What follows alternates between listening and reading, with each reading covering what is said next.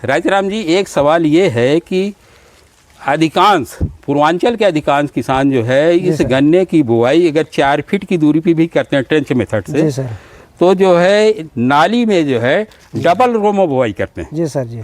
तो double row में अगर बुआई कर रहे हैं तो कोई बुराई तो नहीं है, लेकिन एक चीज़ ये है कि जो डबल रो में जो है जो 2 रो के बीच में नाली खाली रह जाती है, जी जी, उसकी मिट्टी कैसे चढ़ानी चाहिए सर? जैसे इधर इस प्लाट में हम लोग खड़े हैं, ये डबल नीचे बैठ कर दिखाई। जैसे हम लोग देख पा रहे हैं कि ये डबल रो में बोया हुआ गन्ना है। जैसे ये देखें, ये डबल लाइन में गन्ना बोया गया है। इसमें मिट्टी चढ़ाएंगे तो हमें मिट्टी को अंदर भी भरना है।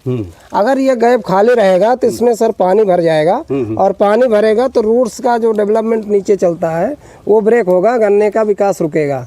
और इसमें जो वाटर सूट आने की संभावना होती है, अगर मिट्टी चढ़ जाती है तो ये वाटर सूट भी नहीं आते हैं और गन्ना हेल्दी होता है और मोटाई लेता है। मतलब आपके कहने का मतलब ये है कि गन्ने के लिए जल भराव की आवश्यकता नहीं है। गन्ने के जड़ के पास केवल मॉइस्चर होना चाहिए, नमी। अगर मॉइस्चर रहेगा तो इसमें विल्ट डिजीज नहीं आएगी सर, रूट राट नहीं आएगा, जिसको जड़ का विगलन रोग कहते हैं। जी जी। और जो है वायु का संचार भी अच्छा होगा सर। और इसके साथ साथ जो है जब ये तो जैसे ये गन्ना का पौधा है, जी सर, यहाँ पे मिट्टी आ जाती है तो लगभग नीचे की 2 पोरियां मिट्टी में दब जाएंगे। जब दब जाएंगे तो उसमें जो है रूट फार्मेशन होगा।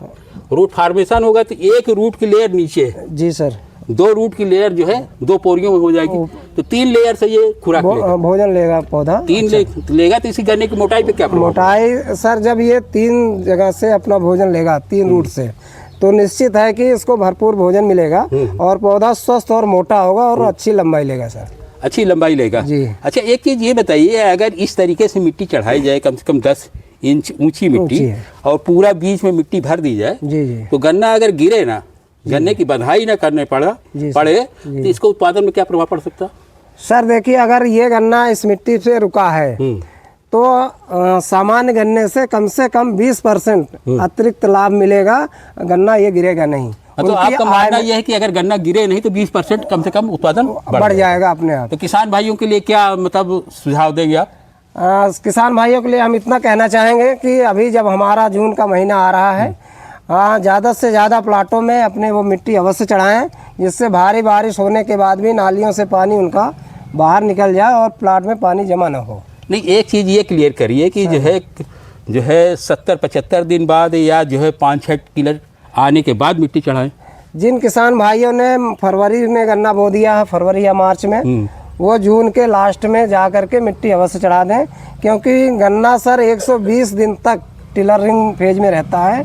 उसके बाद वो जो है मिलेबल केन में कन्वर्ट होने लगता है। नहीं, एक मापदंड बताइए, जैसे 5-6 टिलर हो जाते हैं। ठीक है सर। तो 5-6 टिलर जब भी आ जाए, चाहे वो 15 जून के आसपास आ जाए या 20 जून के आसपास आ जाए, ठीक है सर, मिट्टी चढ़ा देनी, बिल्कुल चढ़ा देनी चाहिए। किसी भी, जैसे ये पौधा है सर, इसके 4 या 5 टिलर्स आ जाए तो मिट्टी चढ़ा करके अवांछित टिलर्स को रोक दे। नहीं तो मिट्टी चढ़ा देंगे तो ये मतलब अपने हाथ में ये कंट्रोलिंग पावर आ जाएगा कि कितने हमको टिलर की आवश्यकता है कि नहीं। जो बारिश के बाद जो है टिलर निकलते हैं, जिनको वाटर सूट बोलते हैं, वो नहीं निकलेंगे। जितने भी पौधे होंगे वो टोटल मिलेबल केन में, और जब मिलेबल केन बनेंगे तो ये हमने फर्टिलाइजर दिया है, जो पोषक तत्व दिया है, उसका सही ढंग से सदुपयोग होगा और पौधे जो है मोटे होंगे, तंदुरुस्त होंगे, हेल्थी होंगे। सारे गन्ने एक समान मोटाई और लंबाई होगी, तो गन्ने का उत्पादन 20 से 25% निश्चित तौर से बढ़ सकता है। तो किसान साथियों, राजाराम जी से की गई वार्ता कैसी लगी, और जो है जो इन्होंने सुझाव दिया गन्ने के उत्पादन को बढ़ाने को लेके, और 16-202 की विशेषताएं बताई, इनको जो है अगर समझ में आप लोगों के आ रहा है तो इस वीडियो को अधिक से अधिक शेयर करिए, लाइक करिए। इन्हीं बातों के साथ जय हिंद, जय भारत।